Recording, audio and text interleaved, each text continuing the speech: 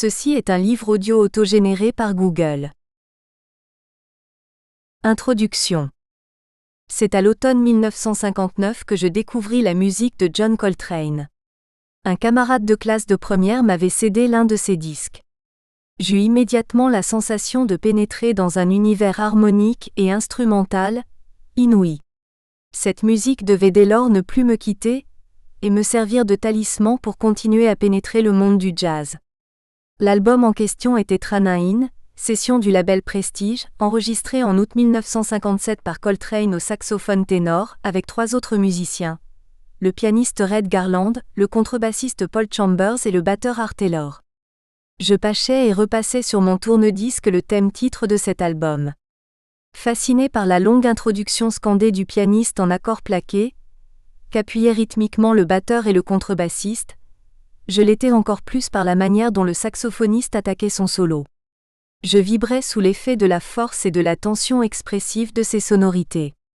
Je suivais étroitement la sinuosité de son phrasé, sous le charme des spirales sonores ascendantes qu'il me semblait dessiner.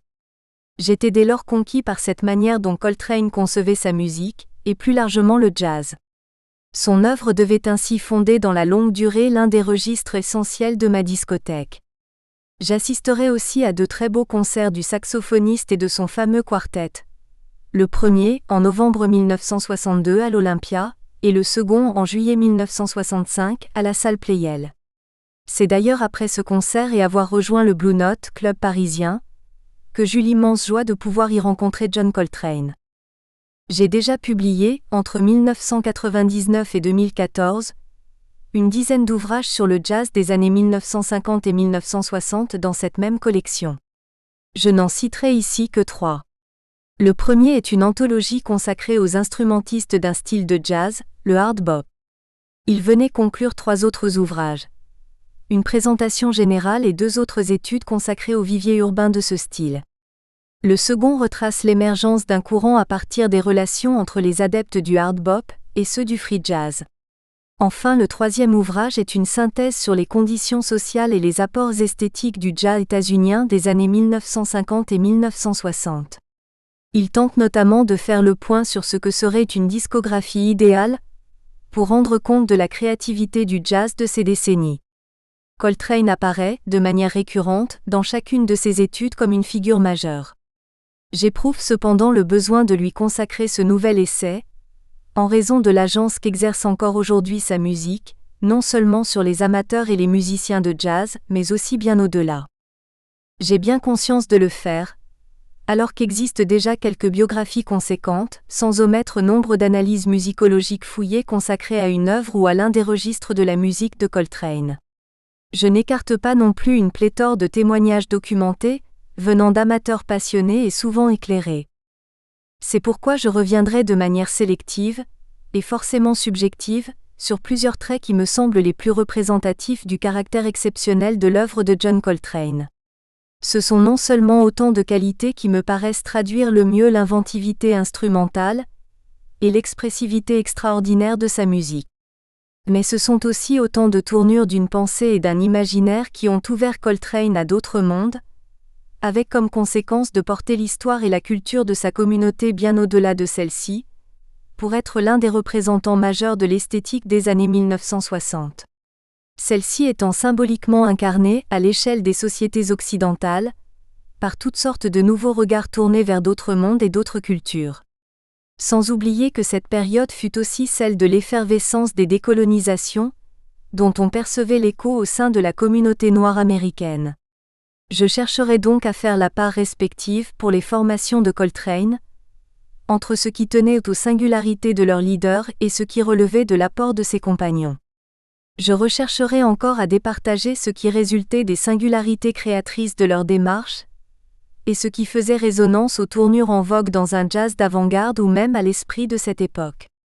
Enfin, j'aborderai l'œuvre de Coltrane et de ses compagnons, comme autant d'éléments constitutifs d'un univers musical dans lequel la spiritualité a occupé une place considérable pour Coltrane. Je leur adjoindrai aussi un certain nombre de disciples, qu'ils aient été contemporains ou non. Pour retrouver l'esprit de la démarche de Coltrane et de ses compagnons, j'ai choisi délibérément, pour ce musicien né le 23 septembre 1926 et mort le 17 juillet 1967, de privilégier la période de création qui va de mai 1959 à février 1967. Car c'est au cours de ces années que l'on peut, à mon sens, le mieux capter plusieurs traits essentiels, en matière d'inventivité harmonique ou instrumentale, en matière d'ouverture culturelle ou sociale, et même d'affirmation d'une certaine conscience historique. Ainsi le montre toute l'attention qu'a eue John Coltrane pour l'Afrique et l'Orient. Sans oublier bien sûr, nombre de témoignages de sa foi religieuse et de son humanisme qu'expriment encore ses œuvres. C'est aussi au cours de cette période que Coltrane a constitué 2 formations seulement, qui sont devenues mythiques. Car c'est dans leur cadre que l'on peut le mieux mesurer l'étendue des qualités et des registres que le saxophoniste a mobilisés. Une telle évolution est sans doute aussi redevable au fait que Coltrane a su maîtriser les contraintes ou les aléas de la production musicale, en ne contractant qu'avec 2 labels discographiques seulement, parce qu'ils étaient ouverts à la création. Atlantic, dès le début de l'année 1959, puis Impulse au printemps 1961. Ce qui ne m'empêchera pas de revenir sur quelques moments antérieurs de la carrière de Coltrane, lorsqu'ils me sembleront avoir contribué à développer ses capacités d'instrumentiste, ainsi que l'extension de sa vision harmonique. Cette période qui va de 1959 à 1967 marque à mes yeux 2 étapes essentielles. La première, en mai 1959, est d'ordre strictement harmonique.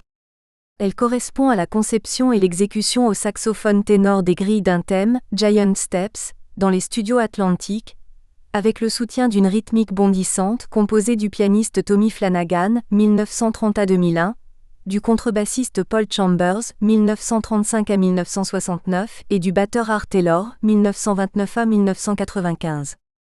Cette séance inaugurait une longue séquence d'enchaînement d'harmoniques, dont le saxophoniste approfondirait et développerait la richesse et l'éclat au fil de sa courte carrière.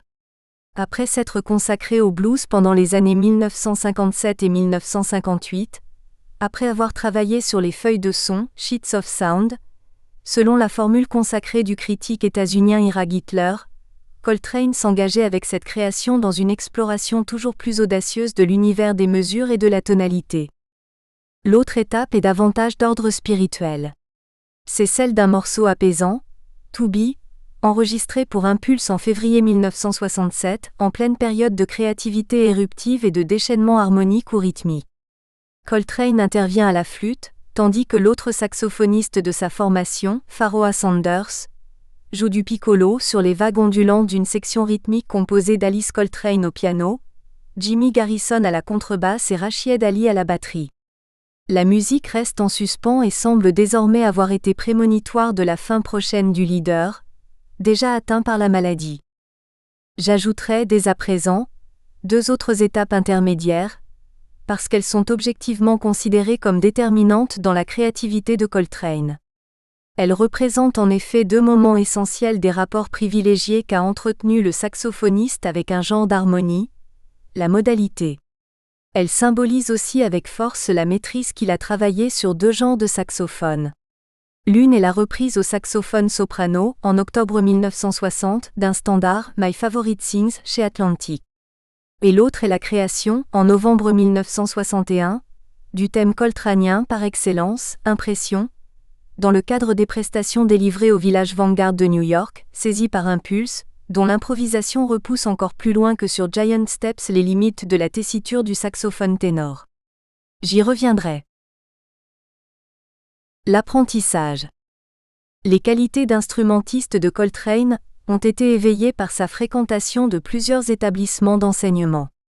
On doit citer en premier la William Penn High School d'Hamlet, sa petite cité natale de Caroline du Nord. Coltrane y pratiqua d'abord le cor, puis la clarinette et le saxophone alto, dès 1940. Viennent ensuite, après l'emménagement de sa mère à Philadelphie en 1943, l'Orstein School of Music et la Granoff School. Il commence alors à jouer occasionnellement dans quelques orchestres de jazz ou de rhythm and blues locaux, tout en exprimant son admiration pour Johnny Hodges, 1906 à 1970, et Charlie Parker, 1920 à 1955, qu'il entendit jouer en concert à l'Académie de musique de Philadelphie, avec le trompettiste John Gillespie 1917 à 1993 et le saxophoniste Don Byas 1912 à 1972. Nous espérons que vous avez apprécié cet aperçu. Pour continuer à écouter ce livre audio sur Google Play Livres, utilisez le lien dans la description de la vidéo.